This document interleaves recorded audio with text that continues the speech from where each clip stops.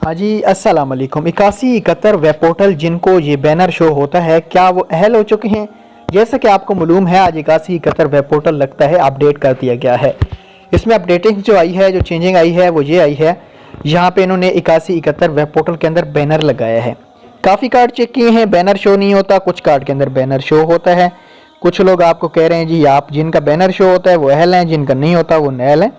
ऐसी हरगिज़ बात नहीं है। कुछ कार्ड्स में ये बैनर शो नहीं होता तो वो आपके मोबाइल फ़ोन का इशू है, वो आपके पास पुराना पोर्टल शो हो रहा है। क्रोम का डेटा क्लियर कीजिएगा, ब्राउज़र का डेटा क्लियर कीजिएगा।